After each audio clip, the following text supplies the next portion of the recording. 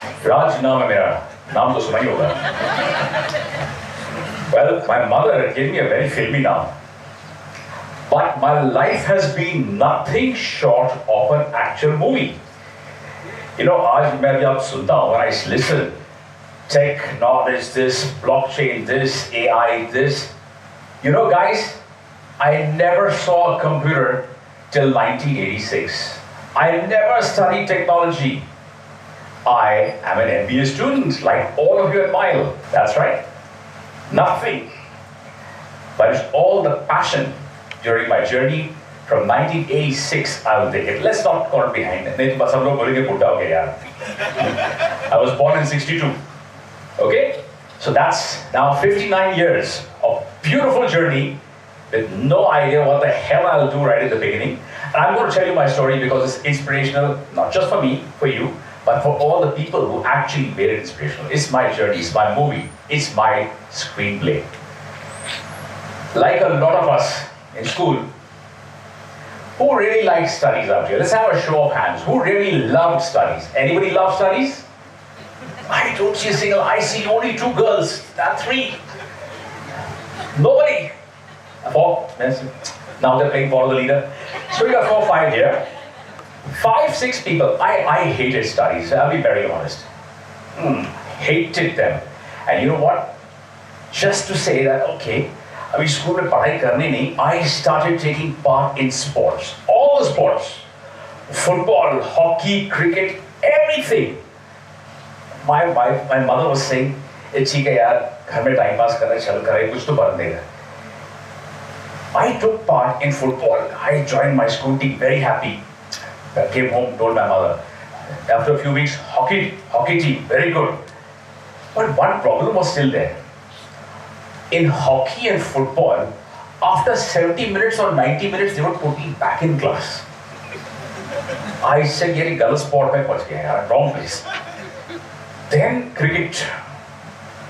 That is the thing. That time, they were not, even that time we used to play 20 over matches, what we are playing today. And I said, yes, ye khelenge. I started playing cricket. I think I was 11 years old when I started playing. And I became damn good at it. You know why? Because cricket takes you out of class for the whole damn day. And you get the maximum female following if you play cricket. That's religion in India. And I was in St. Columbus High School, all boys school. Right next to us was this girls' school, CJM, Conrad James and Mary's.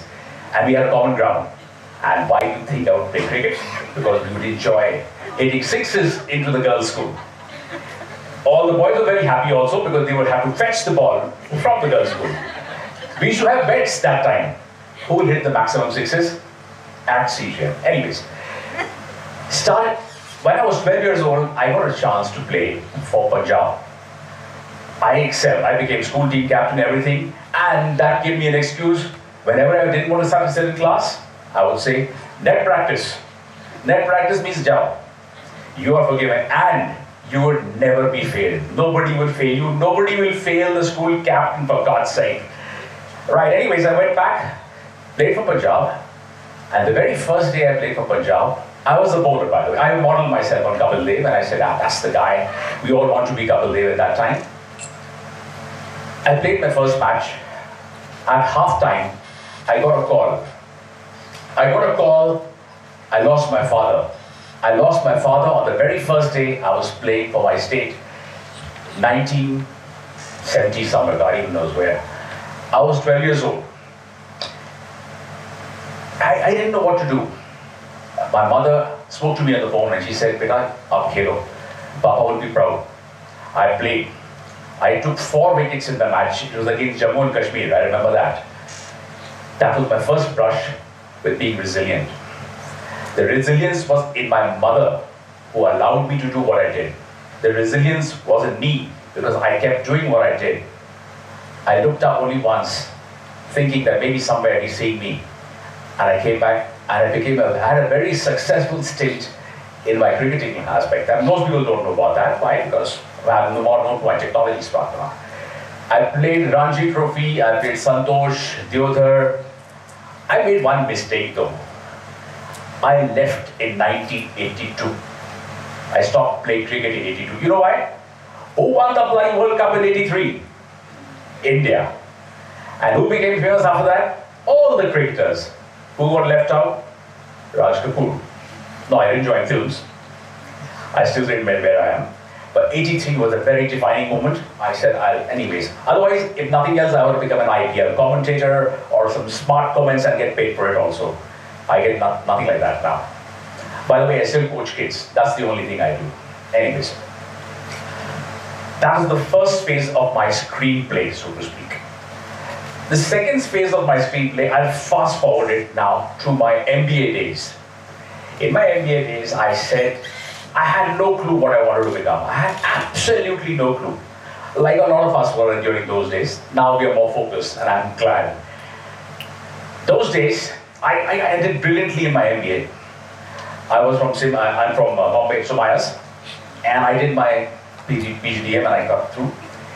And I got a lot of job offer letters from Tata Steel, Tata Tea, Tata Shipping, etc. Because Tata used to recruit big time there.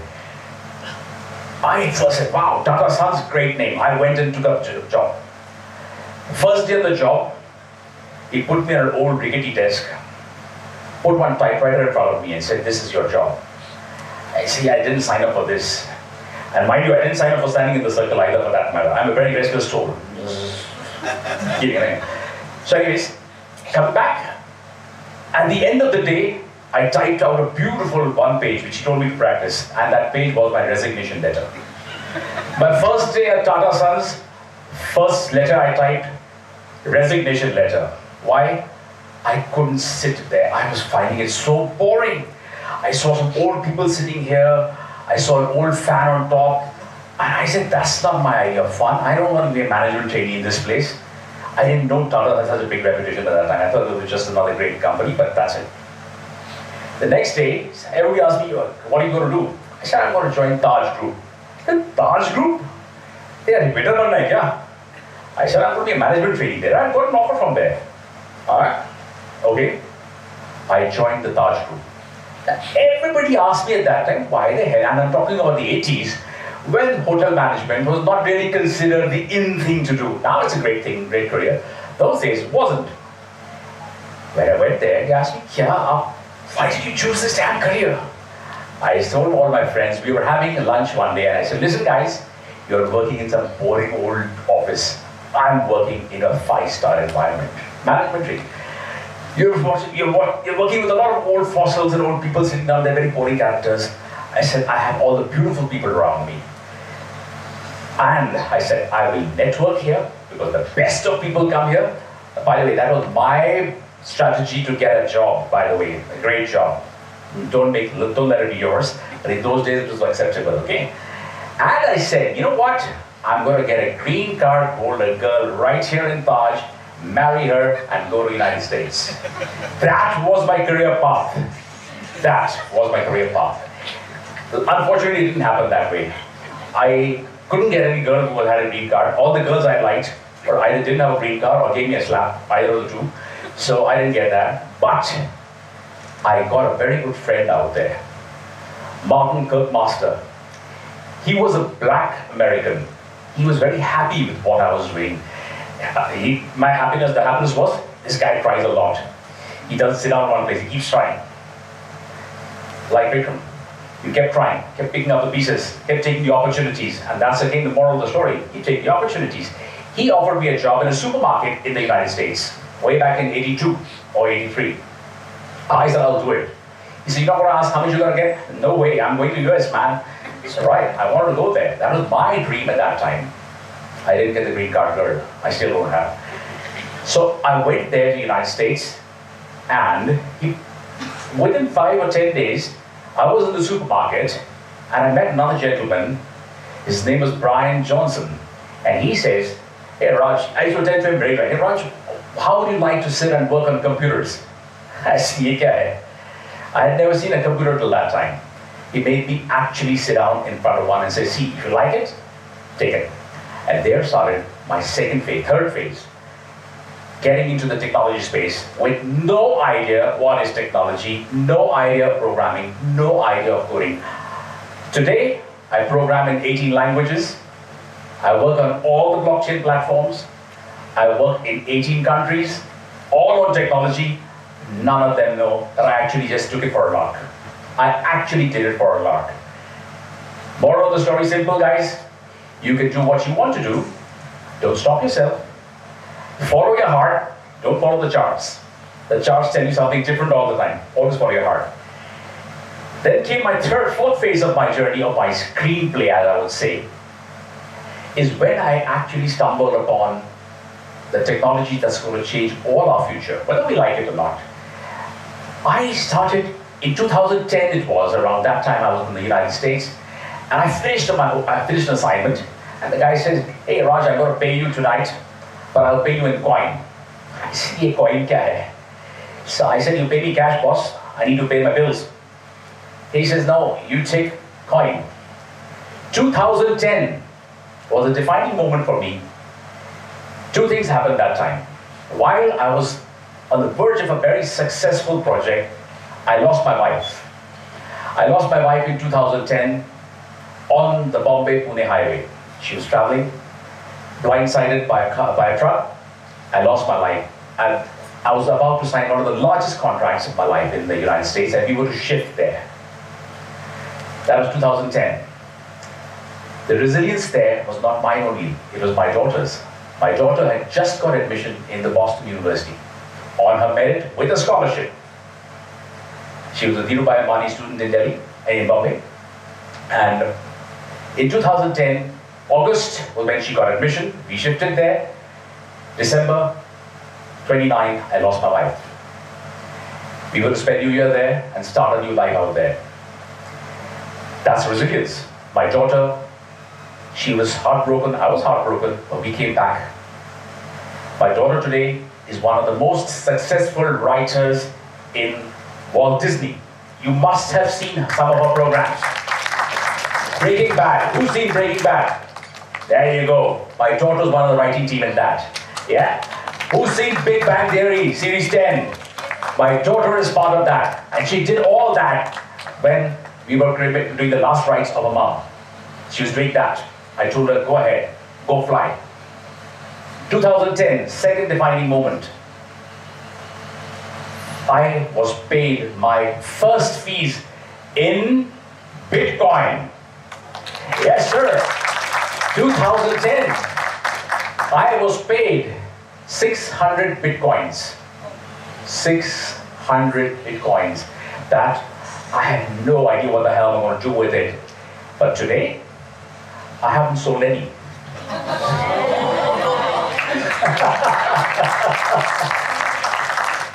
Whether you call it resilience, you call it stupidity, you call it a good gut feeling, but guys, I love it. And you know what?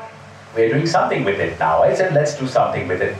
Paise kamana is not everything. I sold some of it recently when it crossed 60K per Bitcoin. Dollars, yeah. Right? I sold that. And you know what? That in 2010 again, what I also did was, I also started a foundation of teaching the girl child. I said, I'm earning well, I'm doing damn good, I'm earning in coins now. And then I started realizing, all right, it's really good. We started a foundation. My wife and I married again, by the way. I married again. And we decided to have a foundation which we said we'll have it for the girl child. For the girl child, we want girl children to be more inclusive in technology. We found that there are very few. 10 years, we have both contributed 75% of what we earn for educating the girl child. And we don't take a single rupee donation. We don't take it because we believe the girl child has it in her to do much more than we allow her to do it. So there, what we did. And today we have 1,736 girls under that foundation, all from within our society. Our maidservants, our drivers, their references, that's who they study. That was another power of the coin, by the way. We put a lot of coin in that. And now, in 2019 came COVID, and everybody in the world said, everything's gone. But technology never went. Technology basically showed us how resilient life can be. All of us have actually been there. Virtual studies, virtual classes, that's part of resilience. It's part of how we adapted. It's all how we adapt. We adapted, and 2019 onwards, 2 years, I've come a long way. As they say, there's a Virginia Slims ad, you've come a long way, baby. And I will say that for myself and my team. We now have our programs running in 14 countries across the world. Indian programs written by Indians, running in the United States, in Canada, in Australia, Malaysia, in so many places, all on blockchain and crypto. Mind you, a 59-year-old man talks to millennials who are 17 and 18 and says, guys, you are the future. And they're the ones that everybody associates with Bitcoin. Well, look at this guy, the oldest man. I'm called grandfather of blockchain, by the way. That's my title, which recently got replaced by an American guy whom we did a great project with. And he must have made a lot of money in that. So he says, you're not grandfather, you're godfather of blockchain. I said, all right, more films to be, more part of my screenplay, guys. I've enjoyed this journey, my friends. I've enjoyed the journey of being a person who knew nothing of technology, learned on the way, adapted on the way, and that's what all of us can do. And we are all doing that. I am not me, I'm you. I'm a bit of you, I'm a bit of you, I'm a bit of the students. I still learn. I'm 59 and I still learn. I still learn every day of my life, and that's going to be lifelong learning. You're going to pass out of the school, yes. This is an institution, it'll never go anywhere. You will go somewhere, but the institution will remain. Remember, the institution is what gives you everything. The space which I've taken, blockchain, is an institutional technology. It has the power to tokenize, to monetize, to make lives. Are you going to be part of it? You decide. Enjoy it. Enjoy while the going is good. Last screenplay of my life. This year, not only did I get an award for being the most influential blockchain and crypto. I don't like the word crypto all the time though, but because whenever I talk about blockchain, everybody asks me, "Sir, Bitcoin kharide kya?" It's not the right, it's not the same thing, it's not even interchangeable, but people do that. This year, not only that, we've been chosen by the government of India as the de facto consulting for everything in blockchain, fintech, DeFi, and DLT technology. So that's been a big journey over the last 2 years for a person who knew nothing on technology. Today we talk about all technologies of the world, and I'm glad to be part of the journey. Technology is going to be the most resilient part of life in our lives as we go further. Not only today, tomorrow, and for all of us. All of you who've seen movies, this has been a little screenplay of my life. One day, as Vikram said, all of you will be here telling me your screenplays of their life. Thank you guys for having me here. Thank you.